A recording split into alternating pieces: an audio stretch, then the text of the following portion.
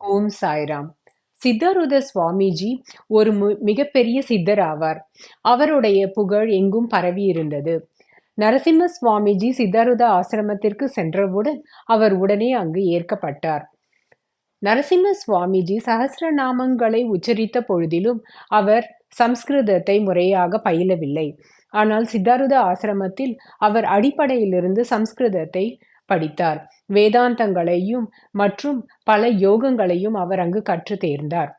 விசார சாகரம், பஞ்சதசி, பஞ்சகாரணம் என்ற பல யோக நூல்களையும் அவர் அங்கு பயின்றார். அது மட்டும் அல்லாமல் சைவத்தை பற்றி எல்லாவற்றையும் அவர் தெரிந்து கொண்டார். இதன் மூலம் அழிவற்ற ஒப்புயர்வற்ற அந்த நித்தியமும் சத்தியமான பரம்பொருளின் ஞானம் அவருக்கு கிடைத்தது. நரசிம்ம சுவாமிஜியின் அறிவு, ஞானம், தன்னடக்கம் இவை அனைத்துமே சித்தாரூத சுவாமிஜியை வெகுவாக கவர்ந்தது.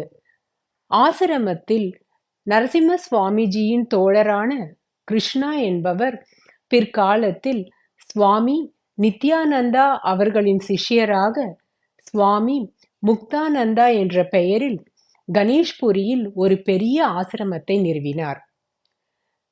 சித்தாரூத சுவாமிஜி நரசிம்ம சுவாமிஜியின் மீது காட்டும் அன்பை கண்டு அங்கிருந்த சிலர் பொறாமை கொண்டனர்.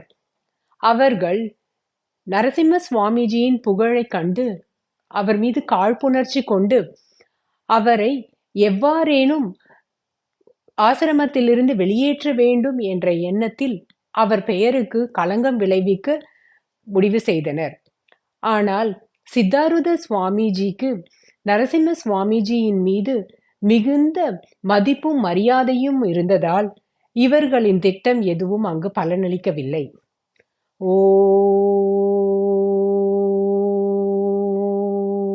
சாய்ராம்.